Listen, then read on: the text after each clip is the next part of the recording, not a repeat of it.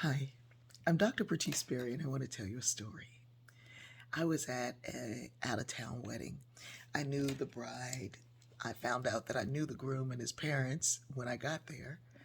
I knew some of the people who were at the wedding because they were all friends of the mother of the bride, as was I. And she had passed away shortly before, so we were all there to support the daughter because of the mom. And so some of these people were staying in the same hotel I was staying in, and we rode over together. And so we walked in, and there was a woman who I did not know from anywhere. And I had on this really beautiful dress. It was before I was sewing, and this amazing necklace that I love, one of my favorites. Lots and lots of pieces. They're carved feathers, and they're carved from bone and crystal and all these things. And it's a lot lighter than it looks, but it's huge. It's massive, and it's fantastic. So I walk in, and this woman is sitting there, and she looks at me and she goes, "Everything you got on is fabulous. I love your hair. I love your makeup. I love your nails. I love your shoes. I love your dress." She said, "But that necklace, no, it don't go with none of that. That needs to go. Take that off." And so I looked at her, and the woman I was with was like, "Oh my God, what?" And I was like, "I'm not taking this necklace off, and no, you can't have it." And we both fell out laughing. Now, the woman who'd come in with me was like, "Why would she say that? What happened? Do you know her?" I was like, "No, I just meeting her for the first time." And she said, "But why did she tell you that? Why would she tell you to take that off like that?" And I was like, "It's just play." She was like, but why would she do it? Why would she do it that way? Why wouldn't she just say, 'I love your necklace'?" It's like, "Ooh, baby, you all right?" She was like, I just don't understand why she would do that. So the woman I had come in with was a white woman, and the woman who had said take off the necklace was a black woman. And this language was so understood that there was no need for introduction, no need for uh, any kind of explanation. It was like a no, we just knew what was happening. We both knew what was happening. So much so that this woman didn't feel that she needed to explain anything. She could go right into, "That don't look good. You need to take that off." I was like, "You ain't getting my necklace." And the other woman, poor thing, she was mortified. I just Another story came to mind as I was telling this when I was in the airport one day, and I was wearing a lehenga choli and a dupatta, the scarf, and I think I was getting popcorn. Yeah, it was in Chicago Airport. I'm getting popcorn, and the man behind the counter said something to me, and I said, "I'm sorry, I don't understand."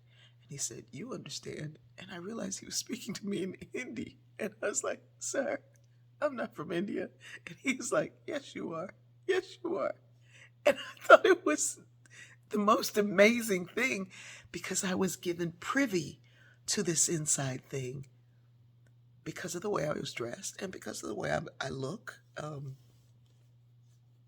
Indians come in all colors, like black folk.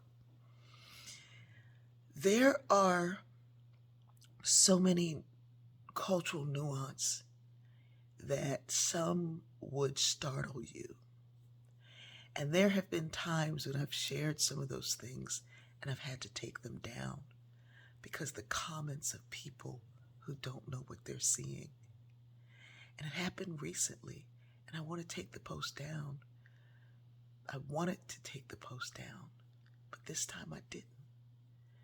I was just like, you could read the other comments and see the folks who grew up Kojic, who understand this play, who get it. But for some folks, because they don't understand, it becomes a thing to pick apart, to dissect, and to determine as rude or less than. A lot of the work of early sociologists, white sociologists, and psychologists was the same. and anthropologists. It was the same. They would look in on folks and call them lazy without ever asking about the job they just left.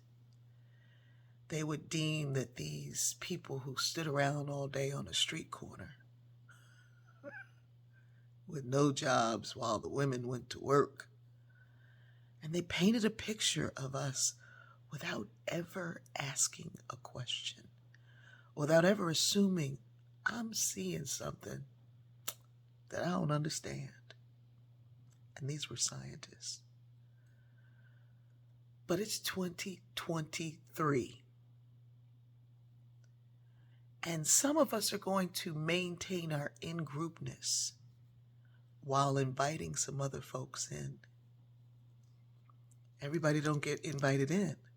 It's too much scrutiny. And we live with that scrutiny on a day-to-day basis. And so inviting you in to the girl play when you just get offended by it is not what we're going to do twice. We're going to get there. But it's going to require that you ask some questions and not interrogate, because we don't like being interrogated. No one, LGBTQ+, the interrogation is like, no. And I have to stop myself. What is this? And why is this? And how am I going to learn? And my daughter says, Google. We're going to get there. Watch, listen, encourage. And the next thing you know, you're going to be invited to the picnic. Barbecue. I love you.